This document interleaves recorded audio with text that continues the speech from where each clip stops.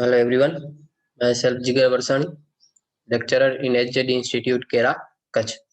આજે આપણે diploma second સેમેસ્ટરની અંદર બિલ્ડિંગ ડ્રોઈંગ સબ્જેક્ટની અંદર જે ચેપ્ટર નંબર 1 ઇન્ટ્રોડક્શન જે આપણે પ્રીવિયસ લેક્ચરની અંદર સ્ટાર્ટ કર્યું છે.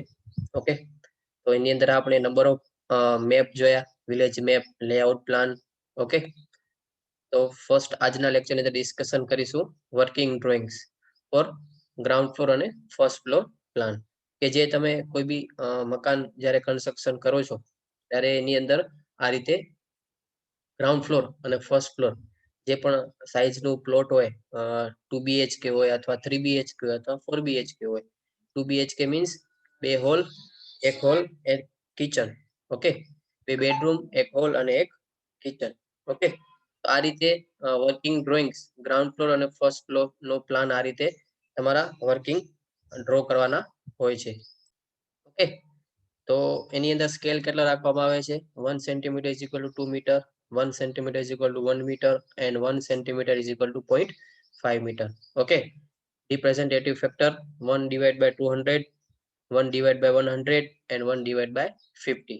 ઓકે, તો આ રીતે તમારું મકાનનું કોઈ બી તમે પ્રેક્ટિસ જ્યારે તમે કરતા હશો ત્યારે કોઈ બી તમે કન્સલ્ટન્સીની અંદર પણ આ રીતે તમે જોયેલું હશે કે કોઈ બી મકાનનું આ રીતે લાઇન ડાયાગ્રામ અને લેઆઉટ પ્લાન હશે, વર્કિંગ ડ્રોઈંગ હશે. એના ઉપરથી તમને ખ્યાલ આવશે કે ક્યાં તમારા મકાનની અંદર વિન્ડોઝ આવે છે, ક્યાં ડોર્સ આવે છે, કયા એરિયાની અંદર કયું સિસ્ટમ ગોઠવેલી છે.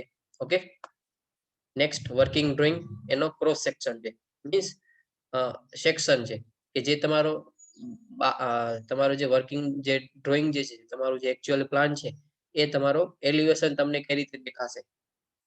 ઓકે, એનો સેક્શન કે કોઈ એક સેક્શન, ફોર એક્ઝામ્પલ જે તમે અહીંયા ફિગરની અંદર જોઈ શકો છો કે એ અને બી જે સેક્શન છે એ અને બી સેક્શન ઉપરથી જે પ્લાન છે એને કટ કર્યો છે, જેથી એને ખ્યાલ આવશે કે સેક્શનની અંદર એ વસ્તુ શું દેખાય છે. ઓકે, તો એ કઈ ડાયરેક્શન અંદર જોવાનું, તો કે લેફ્ટ હેન્ડ સાઈડ થી આ બાજુથી એ અને બી એ ડાયરેક્શન અંદર જોવાનું, જે પણ તમને દેખાય એ બધું એ સેક્શનની અંદર ડ્રો કરવાનું હોય છે. ઓકે, જે તમે ફિગરની અંદર પણ જોઈ શકો છો આની અંદર, તો કે એ અને બી પ્લાન છે એની અંદર શું દેખાય છે? વોલ દેખાય છે, ટોયલેટનો વોલ દેખાય છે. ઓકે, પછી ડોર દેખાશે. ઓકે, એક ડોર જે છે વરંડાનો જે ડોર છે એ પણ તમને દેખાશે સેક્શનની અંદરથી. ઓકે, તો એ આ રીતે વર્કિંગ ડ્રોઈંગ ની અંદર એનો ક્રોસ સેક્શન હોય છે, સેક્શન. ઓકે, તો એની અંદર શું હોય છે? First of all cross section જ્યારે તમે ડ્રો કરશો ત્યારે ફર્સ્ટ ઓફ ઓલ તમને શું દેખાશે? પેરાપેટ વોલ દેખાશે, સ્લેબ દેખાશે. ઓકે, લિન્ટલ લેવલ દેખાશે, પછી ડોર્સ દેખાશે, સ્ટેર દેખાશે, જો એની અંદર તમે કટ કરેલા હશે તો. ઓકે, તો તમે આ ફિગર ની અંદર જોઈ શકો છો કે એક સ્ટેર છે એ સ્ટેર ની અંદરથી આ રીતે સેક્શન કટ થાય છે, તો એ સેક્શન ની અંદર પણ આ રીતે સ્ટેર ની અંદર આ રીતે સેક્શન ડ્રો કરેલો છે. ઓકે, તો આ રીતે કોઈ બી મકાનનું પ્લાનિંગ કરતા હોય ત્યારે આ રીતે પ્લાન, એલિવેશન અને સેક્શન ડ્રો કરવામાં આવે છે. Next, working drawing ground floor, first floor and section etc. It is prepared for the preliminary drawing approved by the owner of purpose of education work. કે કોઈ બી જ્યારે તમે વર્કિંગ ડ્રોઈંગ બનાવો છો ત્યારે એનું એક પ્રિલિમિનરી ડ્રોઈંગ નક્કી કરવામાં આવે છે અને એ જે પણ ક્લાયન્ટ હોય છે એ નક્કી કરી અને આ રીતે એને એ પ્રમાણે એની અંદર વર્ક કરવામાં આવે છે. તો એ વર્કિંગ ડ્રોઈંગ ની અંદર શું શું ઇન્ક્લુડેડ કરવામાં આવે છે? All details, dimension, briefly specification, notes, terrace plan, drainage water supply line, site plan, area table, and signature of owner, engineer, and authority useful for the loan, insurance, make document for codes and fixing rate. જે તમે કોઈ બી જે honour હોય છે એ મકાન જ્યારે construction કરતો હોય છે ત્યારે એની અંદર આ બધી પ્લાનની અંદર વિગતો દર્શાવેલી હોવી જોઈએ. ઓલ ડિટેલ્સ, આખા મકાનની ડિટેલ્સ હોવી જોઈએ, ડાયમેન્શન નક્કી કરેલું હોવું જોઈએ, કયા કયા સ્પેસિફિકેશન પ્રમાણે વર્ક કરશે એ, ટેરેસ નો પ્લાન હોવો જોઈએ, ડ્રેનેજ વોટર સપ્લાય લાઈન હોવી જોઈએ, સાઇટ પ્લાન હોવો જોઈએ. ઓકે, પછી એ જે પ્લાન કન્સ્ટ્રક્શન કર્યો છે એ ઓનરની સિગ્નેચર હોવી જોઈએ, એન્જિનિયરની સિગ્નેચર હોવી જોઈએ કે જે તમારો પ્લાન પાસ કર્યો છે. ઓકે, તો આ બધી એની અંદર ડિટેલ્સ ની અંદર કરવામાં આવે છે. Next, large scale drawing. Large scale drawing ક્યાં યુઝ થાય છે? It is the difficult to give the details of reinforcement for the RCC component of building. કે જ્યારે લાર્જ સ્કેલ ડ્રોઈંગ ક્યાં યુઝ થાય છે? કે ક્યાં કોઈ બી રેન્ફોર્સમેન્ટ સ્ટ્રક્ચર હોય છે, આરસીસી નું જે સ્ટ્રક્ચર હોય એની અંદર કોઈ કમ્પોનેન્ટ તમને ડિટેલ્સ ની અંદર જાણવું હોય તો ત્યાં આ રીતે લાર્જ સ્કેલ ડ્રોઈંગ કરવામાં આવે છે. In working drawing, same is true for the details of foundation, door, windows, kitchen, details, arrangement of furniture in room. Also for execution work, dimension and details will be clearly readable. કોઈ બી તમે scale large સ્કેલનું જ્યારે તમે draw કરો છો એ શેના માટે? તો કે કોઈ એક એનો નાનો કમ્પોનેન્ટ હોય એ તમને લાર્જ સ્કેલની અંદર ડ્રો કરવામાં આવે જેથી તમને ખ્યાલ આવે કે કયા ડાયમેન્શનથી એ વર્ક કરવાનું હોય છે. ઓકે, તો ફોર એક્ઝામ્પલ તમે જોયેલું ફિગરની અંદર જોઈ શકો છો એક ફાઉન્ડેશનનો લાર્જ સ્કેલ ડ્રોઈંગ આપેલો છે કે ત્યાં બ્રિક મેશનરી વર્ક છે જે તમે એબ્રિવેશન આજના લેક્ચરની અંદર આપણે જોઈશું એબ્રિવેશન કયા કયા છે. ઓકે, બ્રિક મેશનરી પછી જે સ્ટેપ હોય છે પગથિયાના જે સ્ટેપ હોય છે આ રીતે લાર્જ સ્કેલ ડ્રોઈંગની અંદર જેથી તમને ફાઉન્ડેશન કરતા હશો ત્યારે પણ તમને ખ્યાલ આવશે કે આ સ્ટેપ જે છે એ કેટલી ડાયમેન્શનનું રાખવામાં આવે છે. તો એની અંદર કઈ કઈ ડિટેલ્સ હોય છે? Details of foundation, doors, windows, kitchen details, arrangement of furniture and RCC component. આ બધી ડિટેલ્સ ની અંદર આ રીતે લાર્જ સ્કેલ ડ્રોઈંગ ની અંદર વર્ક કરવામાં આવે છે. મકાનને લગતી વધુ વિગતો જેવી કે બારી બારણાના શટરોની વિગતો, રસોડા બાથરૂમની વિગતો, મકાનના પાયાની રચનાની વિગતો વર્કિંગ ડ્રોઈંગમાં દર્શાવી શકાતી નથી. ઓકે, લાર્જ સ્કેલ ડ્રોઈંગ ની અંદર બાથરૂમને કોઈ નાનો કમ્પોનેન્ટ હોય એની વિગતો, મકાનના ફાઉન્ડેશન હોય છે, પછી બારી બારણાના જે શટરો હોય છે એ બધું એ લાર્જ સ્કેલ ડ્રોઈંગ ની અંદર તમે દર્શાવી શકાતી નથી. એ માટે આ રીતે મોટી વિગતો માટે મોટા સ્કેલ માટે આ રીતે લાર્જ સ્કેલ ડ્રોઈંગ બનાવવા પડે છે. ઓકે, એનો સ્કેલ કેટલો રાખવામાં આવે છે? 1 centimetre is equal to 20 metres and 1 centimetre is equal to 10 centimetres. Okay, તો એનો આ રીતે લાર્જ સ્કેલ ડ્રોઈંગ છે.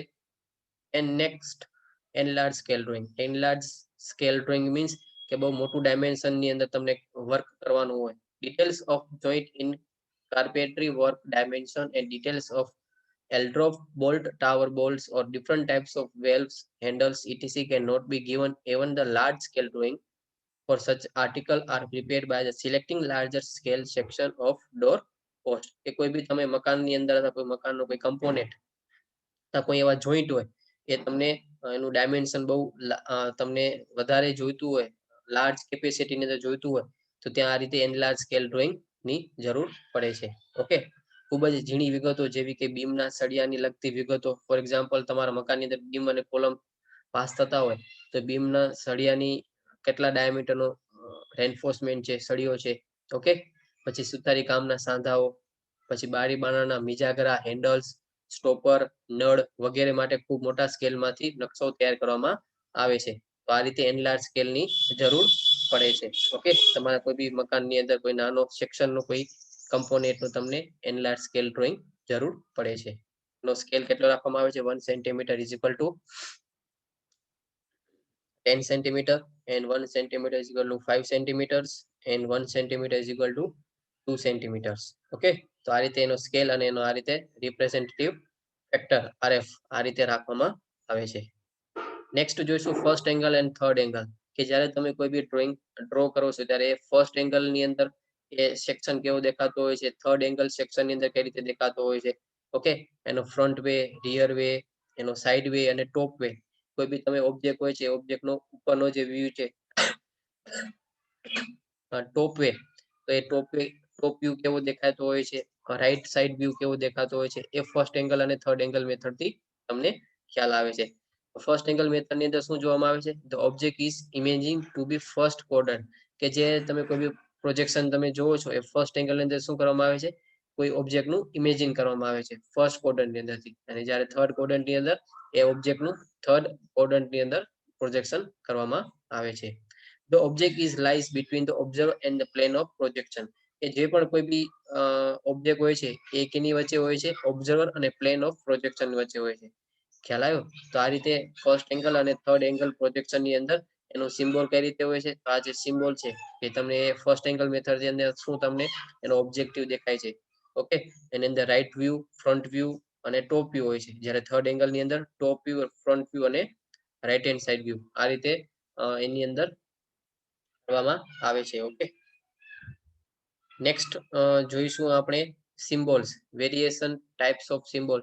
જે G2 ની અંદર તમને 3 થી 4 માર્ક્સ ની અંદર પૂછાતા હોય છે કે બ્રિક, તમે મકાનની અંદર બ્રિક મેશનરી વર્ક કર્યું છે તો બ્રિકનો સિમ્બોલ કેવો હોય છે તમે જોઈ શકો છો. બ્રિક જે છે આ રીતે સિમ્બોલથી ડ્રો કરવામાં આવે છે, જેથી તમને ખ્યાલ આવશે કે આ કોઈ બી ડ્રોઈંગની અંદર આ રીતે સિમ્બોલ હશે તો એને ખ્યાલ આવશે કે તમે એ જગ્યા ઉપર બ્રિક મેશનરી વર્ક કરેલું છે. ઓકે, પછી ગ્લાસ, તો ગ્લાસનું કઈ રીતે રાખવામાં આવે છે તો આ રીતે એનો સિમ્બોલ હોય છે. સ્ટોન, પથ્થરનું કઈ રીતે સિમ્બોલ રાખવામાં આવે છે. ઓકે, વુડ, લાકડાનું કઈ રીતે સિમ્બોલ રાખવામાં આવે છે. પછી પાર્ટીશન વોલ, પાર્ટીશન બ્લોક, કે જ્યાં તમે પાર્ટીશન બ્લોક તમારા મકાનની અંદર રાખેલો છે તો એની અંદર આ રીતે સિમ્બોલ રાખવામાં આવે છે. ઓકે, પ્લાસ્ટરની અંદર પણ આ રીતે રાખવામાં આવે છે. કોન્ક્રીટિંગ કરેલું હોય તમારા સ્ટ્રક્ચરની અંદર તો કોન્ક્રીટની અંદર આ રીતે એનો સિમ્બોલ ડ્રો કરવામાં આવે છે, જેથી તમને ખ્યાલ આવશે કે આ જગ્યા ઉપર કોન્ક્રીટિંગ સિમ્બોલ દર્શાવે છે. ઓકે, પછી special brick, special type brick masonry work કરેલું હોય તમારા મકાનની અંદર.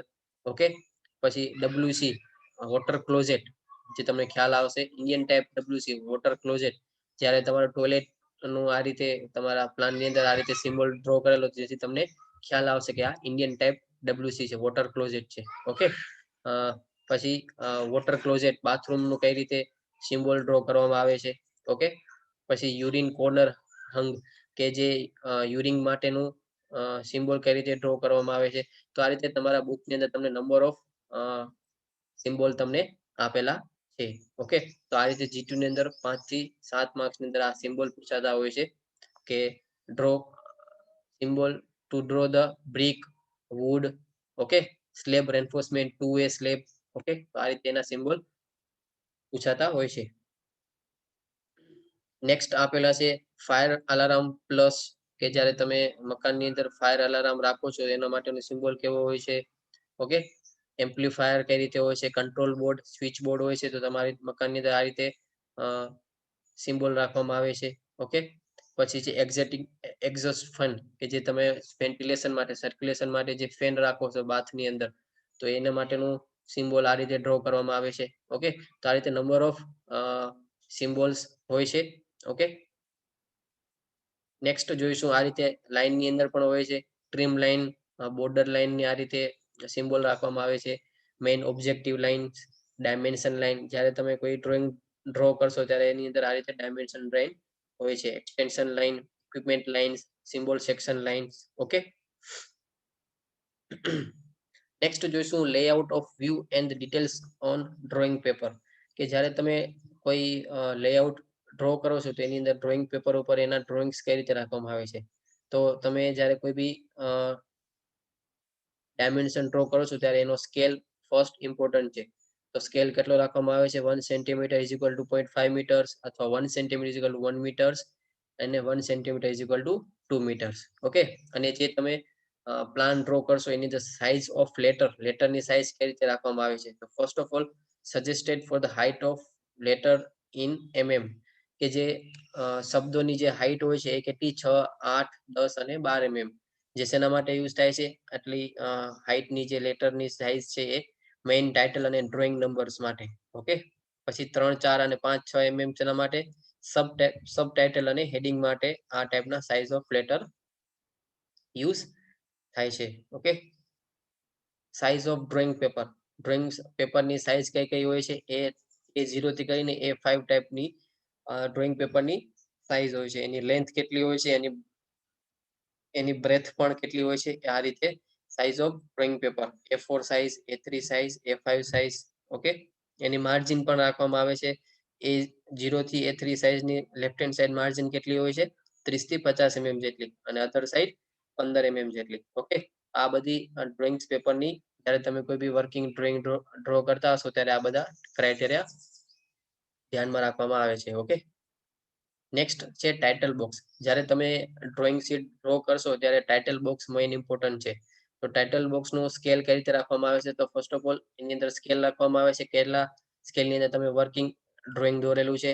પછી નેમ ઓફ ઓફિસ, ટોટલ જે સાઇઝ છે કેટલી રાખવામાં આવે છે, 12.3 mm જેટલી. પછી વચ્ચેના પોર્શન ઉપર 7 સેન્ટીમીટર અને 5.3 સેન્ટીમીટર. ઓકે, અને જે એની અંદર આ જે નાની નાની લાઈન છે એ 10, 1 સેન્ટીમીટર, 5 સેન્ટીમીટર, આ રીતે એની અંદર ટાઇટલ બ્લોક્સની સાઇઝ રાખવામાં આવે છે.